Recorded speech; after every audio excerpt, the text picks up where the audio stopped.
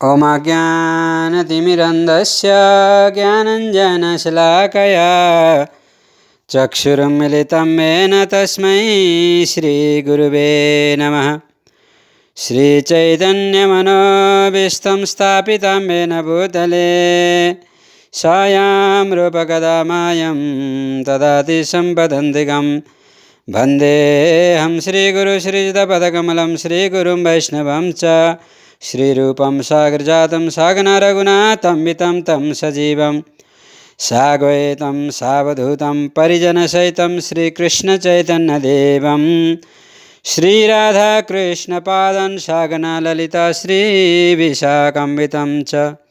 हे कृष्ण करुणा सिन्धु दीनबन्धु जगत्पते गोपेश गोपिकान्त राधाकान्त नमस्तुते। तप्त कांचन गौरांगे राधे वृंदावनेश्वरी वृषभानुसुते देवी प्रणमामि हरिप्रिये। वाञ्छाकल्पतरुभ्यश्च कृपा सिन्धुभ्येव च पतितानं पावनेभ्यो वैष्णवेभ्यो नमो नमः।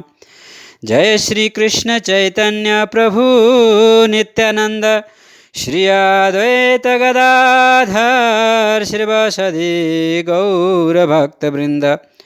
हरे कृष्ण कृष्ण कृष्ण हरे हरे हरे राम राम राम हरे हरे। सबैले भन्नुस् हरे कृष्ण कृष्ण कृष्ण हरे हरे हरे राम राम राम हरे हरे। हरे कृष्ण कृष्ण कृष्ण हरे हरे हरे राम राम राम हरे हरे। श्री कृष्णचंद्र भगवान की जय। जय जय श्री राधा रमण जय जय युगल किशोर जय गोपी चित्त चोर प्रभु जय जय माखन चोर। परम मंगलमय परात्पर अखिलेश्वर अकारण करुणा वरुणालय भक्तवांचकल्प तरुन्धकी पीताम्बरधारी श्री बालकृष्ण लाल को वाङ्मय प्रतिमूर्ति श्रीमद् भागवत महापुराण। हरे कृष्ण। अघिल्लो सत्रमा हामीले श्रवण गरेका थियौं कि कसरी नारद मुनि अलग अलग लोकबाट घुम्दै घुम्दै अलग अलग तीर्थहरूमा दर्शन गर्दै गर्दै वृन्दावनमा आइपुग्नु भयो र वृन्दावनमा पनि विशेष गरी यमुनाको किनारमा आउँदा उहाँले देख्नुभयो भक्ति माता र उहाँका दुई छोराहरू ज्ञान र वैराग्य चाहिँ एकदमै दुखी थिए, बुढा अवस्थामा देखिन्थे, एकदम बुढा देखिन्थे भने भक्ति माता जवानी देखिनुहुन्थ्यो, यङ देखिनुहुन्थ्यो। नारद मुनिलाई देखेर भक्ति माताले विशेष प्रार्थना गर्नुभयो, यसको निवारण गरिदिनुहोस्, सहयोग गरिदिनुहोस् भनेर। अनि त्यसपछि हामीले सुखदेवजी महाराजको बारेमा संक्षेपमा सुन्यौं, जो व्यासदेव नन्दन हुनुहुन्थ्यो र उहाँ 12 वर्षसम्म मातृगर्भमा बस्नुभयो र जन्मिने बित्तिकै उहाँले घर छोडेर वनवास प्रस्थान गर्नुभयो। त्यस्तै गरी हामीले श्रवण गरेका थियौं कि नैमिषारण्य जस्तो पवित्र क्षेत्रमा 88,000 सन्तगणहरू एकत्रित हुनुभएको थियो, जहाँ सन्त शिरोमणि सुतजी महाराज जसको आयु 16 वर्षको थियो, लगभग एकदमै जवान हुनुहुन्थ्यो, एकदमै यङ हुनुहुन्थ्यो। उहाँको आगमन भयो र त्यहाँ भएका 88,000 ऋषिमुनिहरूले उहाँको स्वागत गरे, उहाँको अभिनन्दन गरे र उहाँलाई यस्तो रसमय कृष्ण कथा सुनाइदिनलाई निवेदन गरे जसको जुन चाहिँ सबै वेद वेदान्त र शास्त्रहरूको सार होस्, जसको श्रवणले र जसको रस कानको माध्यमबाट, अमृतमय रस कानको माध्यमबाट पिएर श्रवण गरेर लोकको कल्याण हुन सकोस् भन्ने प्रसङ्गमा हामीले श्रवण गरेका थियौँ। र त्यसपछि हामीले कस्ता कस्ता प्रकारका व्यक्तिहरू दुखी हुन्छन् भन्ने विषयमा हामीले चर्चा गरेका थियौँ, श्रवण गरेका थियौँ।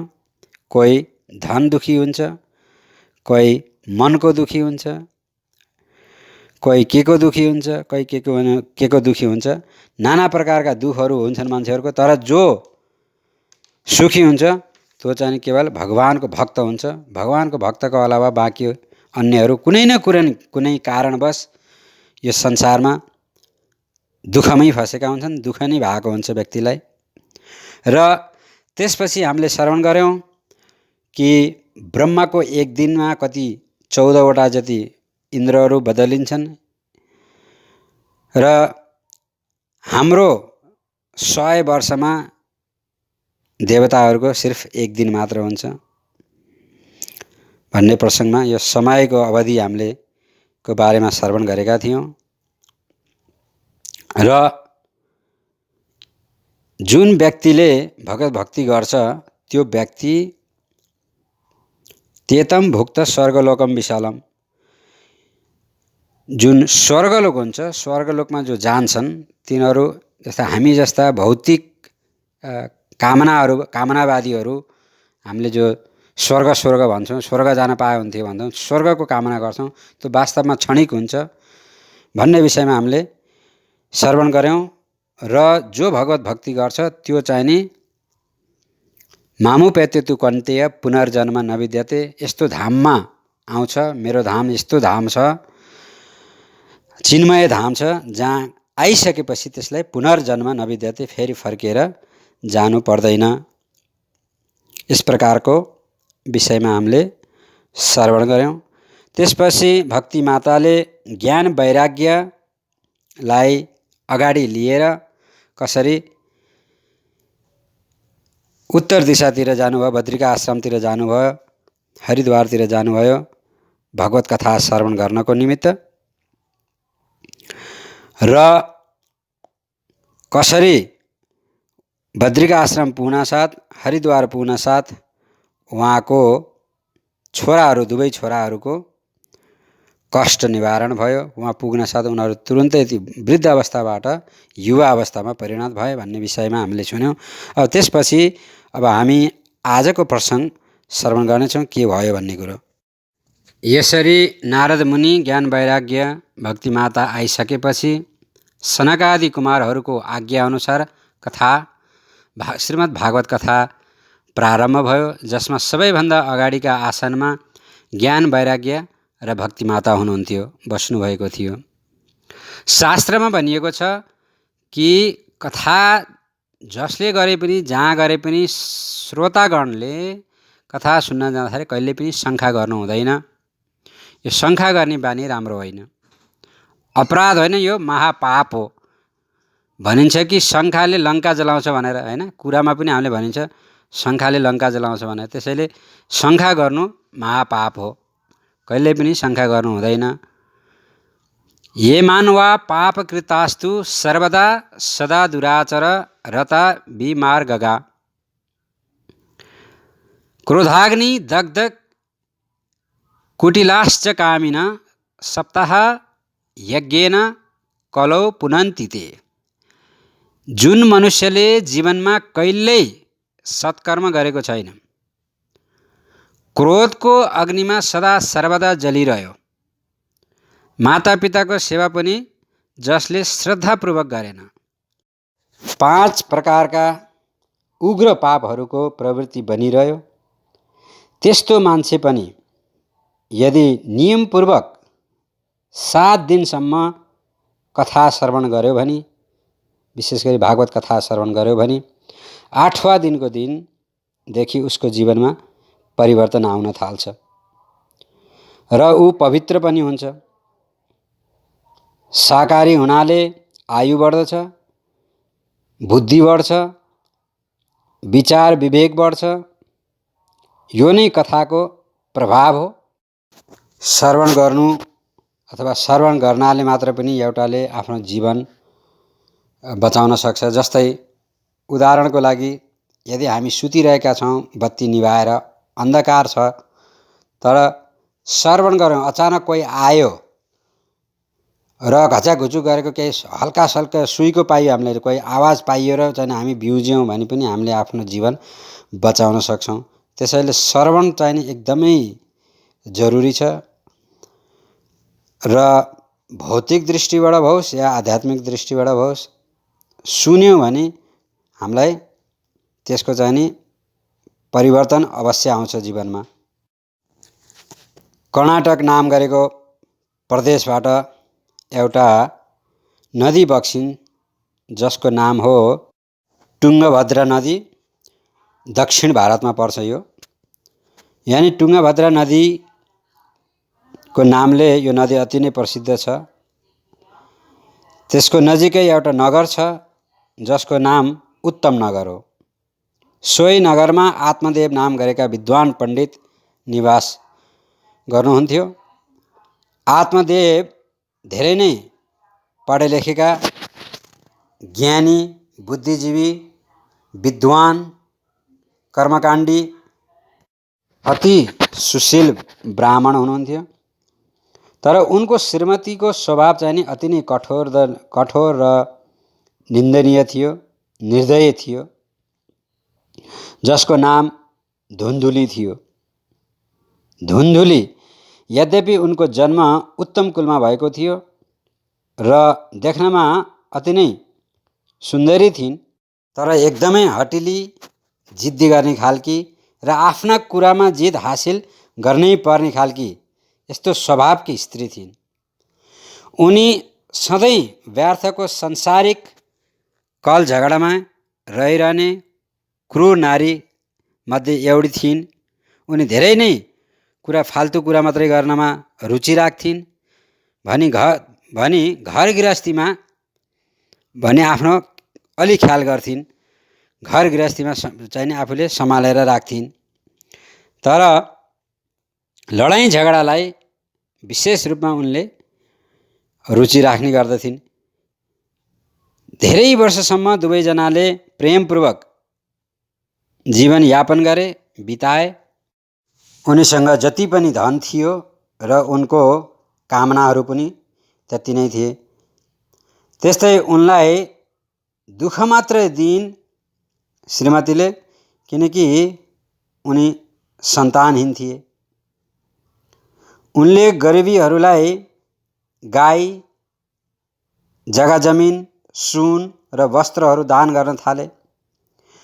यसरी आफ्नो घरको आधा सम्पत्ति जति उहाँले दान दिएर सिद्ध्याउनु भयो।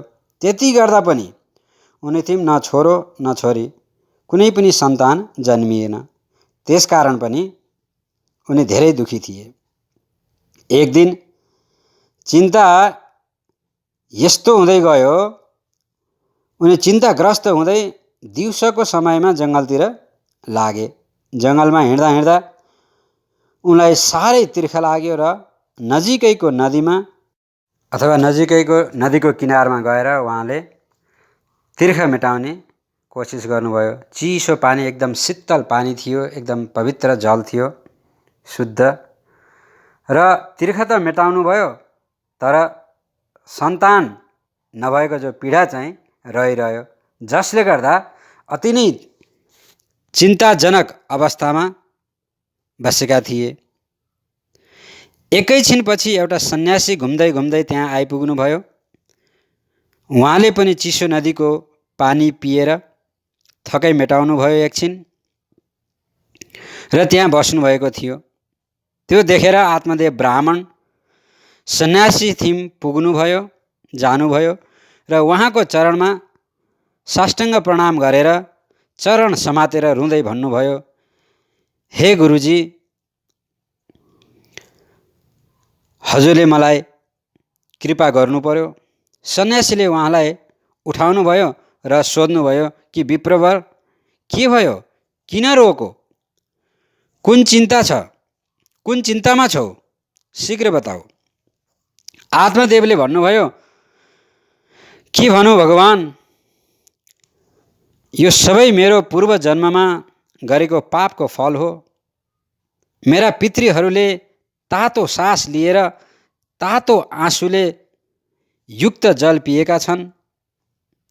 देवताहरू र ब्राह्मणहरूले पनि मैले दिएको दान प्रेमपूर्वक स्वीकार्दैनन् र मेरो सन्तान पनि नभएको दुःख, यी सबै कुरा सोचेर संसारबाट उदास भएको छु। त्यसैले म प्राण त्याग गर्न यहाँ आएको हुँ। सन्तानहीन भएर जिउनु व्यर्थ हो, यो मेरो सोच हो। सन्तानहीनलाई धिक्कार छ र सन्तानहीन कुललाई पनि अनेकौं धिक्कार छ। मेरो यस्तो अवस्था भएको छ कि यदि मैले दुध दिँदै गरेको गाईलाई घरमा किनेर ल्याएँ भने पनि घरमा पुग्न साथ ठाडो हुन्छन्। आफ्नो हातले फल फूल लगाएँ भने पनि फुल्दैन। किनेर ल्याएको फल पनि घरमा ल्याएपछि छिटो बिग्रिन्छ। त्यसैले म जस्तो अभागी जिउनु भन्दा मर्नु नै बेस भनेर यसरी डाको छोडेर आँखाभरि आँसु बनाउँदै आँसु लिँदै धुरुधुरुसँग चरण समातेर सन्यासीको आत्मदेव ब्राह्मण रुन थाल्नुभयो। आत्मदेवको यस्तो करुणाजनक अवस्था देखेर सन्यासीलाई धेरै दया लाग्यो। सन्यासीले आफ्नो योग दृष्टिले आत्मदेवको भविष्यलाई पढेर सबै वृत्तान्त जानेपछि बिस्तारै उनलाई सम्झाउँदै भन्नुभयो, हे ब्राह्मण देवता, तिमीले यो अज्ञानलाई त्याग। कर्मको गति अत्यन्त प्रबल हुन्छ। त्यसैले आफ्नो हृदयमा विवेकलाई स्थान दिएर यो संसारको वासनालाई त्याग गर। सुन विप्रवर, आज मैले तिम्रो प्रारब्धको रेखा अथवा भाग्य रेखा देखिसके। 7 जन्मसम्म तिमीलाई पुत्र सुख छैन। त्यसैले सन्तानको लागि किन कष्ट उठाउँछौ? महाराज सागरथिम पनि धेरै छोराहरू थिए, तर दुःख बाहेक केही पाएनन्। तसर्थ सन्तान भएर मात्र सुखी हुनु या हुन्छ भन्ने कुनै पक्का छैन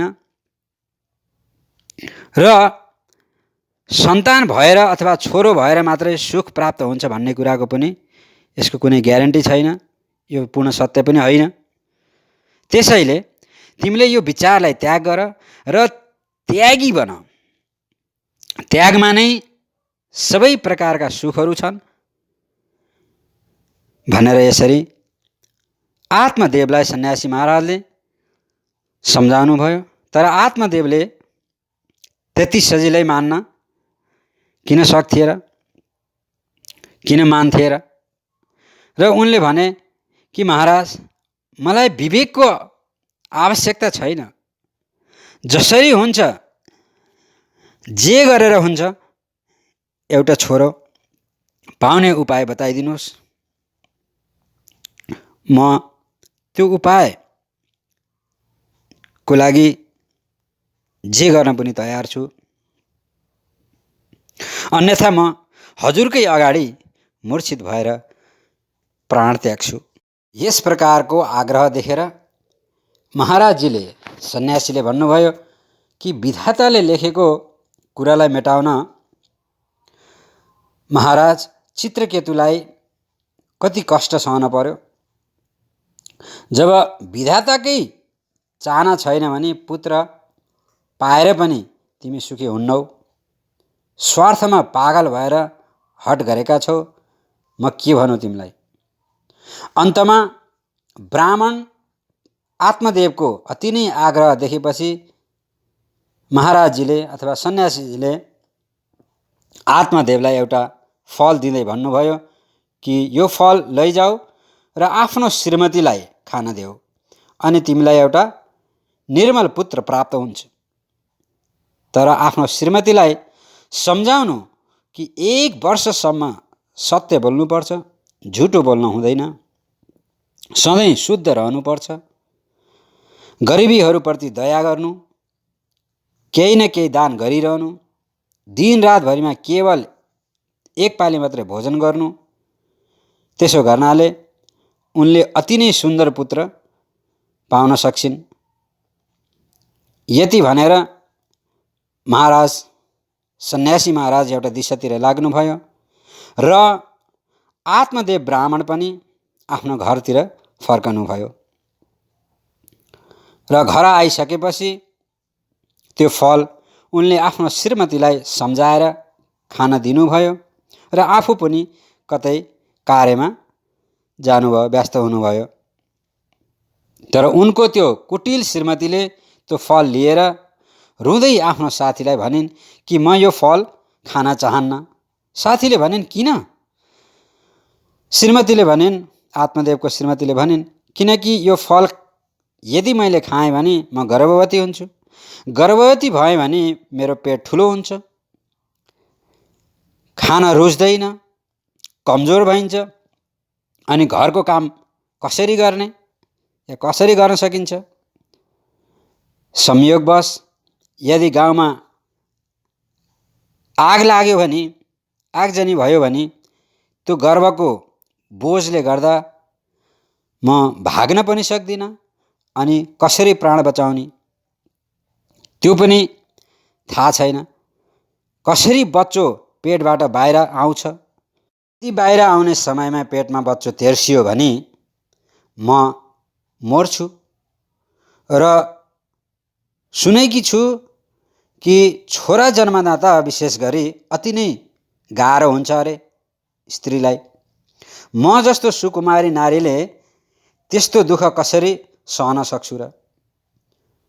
अर्को कुरा, यदि म प्रसव कक्षमा गएर बसेँ भने यता मेरो नन्दले सबै कुरा लिएर जान्छन् र सन्यासीले भने चाहिँ सत्य, शौच आदि नियम पालन गर्न पनि एकदमै कठिन छ, गाह्रो छ, म सक्दिनँ।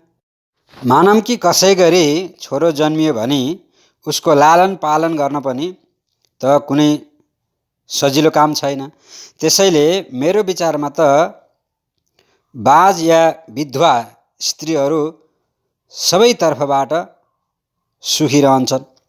यस्तै यस्तै कुतर्कहरू गरेर फल खाएनन्, तर श्रीमानलाई भने फल खाएँ भनेर झुटो बोलिन्।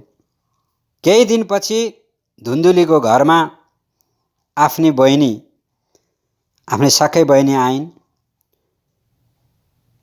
त्यसैको मौका छोपेर एउटा नाटक रचे, किनकि बहिनी पनि गर्भवती थिइन्। 10 महिनासम्म गर्भवती छु भनेर, जबकि उनको बहिनी वास्तवमा गर्भवती थिइन्, तर उनी थिएनन्। जुन फल थियो सन्यासीले दिएको, बहिनीको कुरा सुनेर आफ्नै गाईलाई खान दिइन्, आफूले खाएनन्। यसरी अन्तमा बहिनीको छोरालाई आफ्नो भनेर सबैको आँखामा धुलो छर्कने काम गरिन्। त्यो बालकको नाम धुन्धुकारी राखियो र 3 महिनापछि गाईले पनि एउटा बालकलाई जन्म दिइन्, जो अति नै सुन्दर, दिव्य, निर्मल र स्वर्ण जस्तै तेजस्वी थिए। बालक गाईबाट जन्मेको र कान पनि गाईका जस्ता ठुला ठुला भएकाले उनको नाम गोकर्ण राख्नुभयो आत्मदेव ब्राह्मणले, उनको बुवाले। केही वर्षपछि धुन्धुकारी र गोकर्ण युवा भए। गोकर्ण महाराज अति नै महान पण्डित, विद्वान, ज्ञानी हुनुहुन्थ्यो, तर धुन्धुकारी ठुलो दुष्ट निक्लियो। न त कहिल्यै स्नान गर्थ्यो, न शुद्ध रहन्थ्यो, न शुद्धताको ख्याल राख्दथ्यो। जहाँ जे पायो त्यहाँ त्यो खायो। अति क्रोधी र रिसाहा पनि थियो। नराम्रा नराम्रा दानहरू ग्रहण गर्दथ्यो। लासमा चढाएको पिण्ड समेत झिकेर खान्थ्यो। चोरी डकैती गर्ने, ढाडिने, अर्काको घरमा आगो लगाइदिने, खेल्ने नाउँमा केटाकेटीहरूलाई बोलाउने र कुवामा धकेलिदिने जस्ता दुर्व्यवहारहरू, हिंसात्मक कामहरू उसले गर्ने गर्दथ्यो। सधैँको नियम थियो उसको यो। साथमा हतियार लिएर हिँड्थ्यो। अन्धा र गरिबहरूलाई धेरै नै सताउँथ्यो, जिस्क्याउँथ्यो। अन्तमा ऊ एउटी वेश्यको जालमा पर्यो। घरमा कल झगडा, मारामारी गरेर सबै कुरा वेश्यलाई नै सौंपिदियो।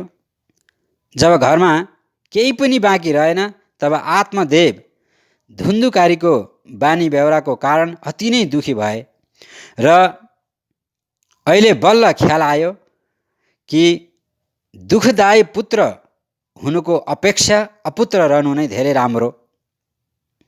अब म कहाँ जाउँ, के गरौँ, कसरी रहौँ,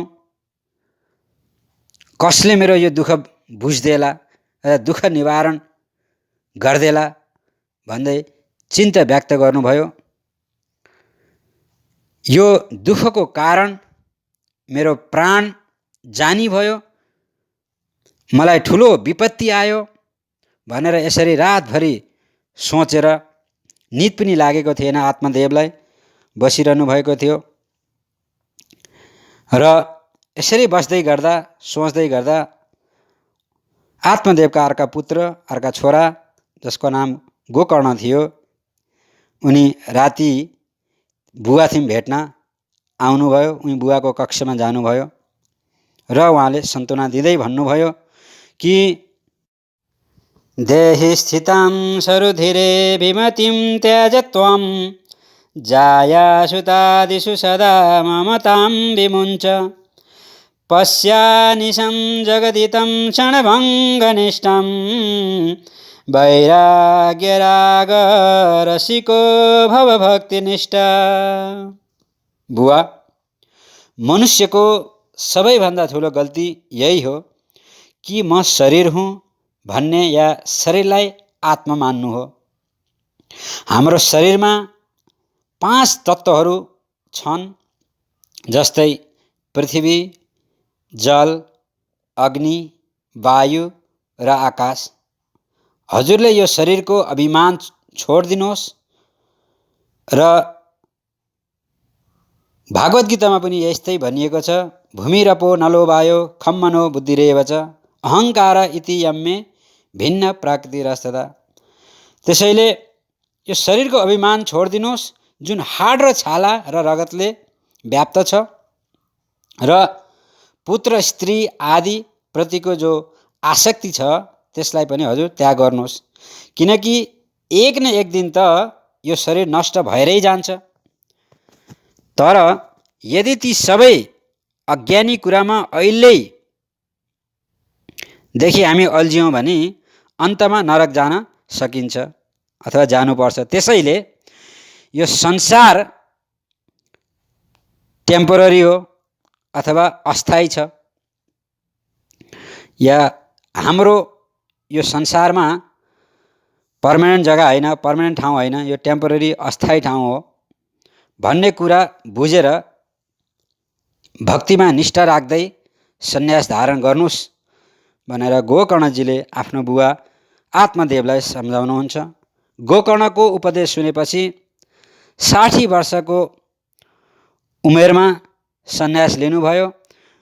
आत्मदेव ब्राह्मणले घर छोड्नुभयो। अन्तमा भगवानको दिव्य लोक श्री वैकुण्ठ धाममा जानुभयो। परिवारप्रति माया गर्नु पर्छ, तर आसक्ति चाहिँ हुनु हुँदैन। आसक्तिले बन्धन बनाउँछ, यानि बाँध्छ, तर प्रेमले बाँध्दैन। आत्मदेवले सन्यास लिएको केही वर्षपछि धुन्धिलीले छोराले दिएको यातना सहन नसकेर एक दिन कुवामा हाम फालेर मरिन्। त्यसपछि गोकर्ण त तीर्थव्रत गर्न भनेर निस्किनु भयो, तर धुन्धुकारीले भने 5-5वटी वेश्याहरूलाई घरमा ल्याएर राख्यो। अन्तमा तिनै 5 वेश्याहरूको हातबाट पिटाइ खाएर अकालमा मृत्यु भयो उसको पनि। त्यसपछि के भयो भन्ने कुरा हामी अर्को भागमा सुन्नेछौँ। तबसम्मलाई हरे कृष्ण।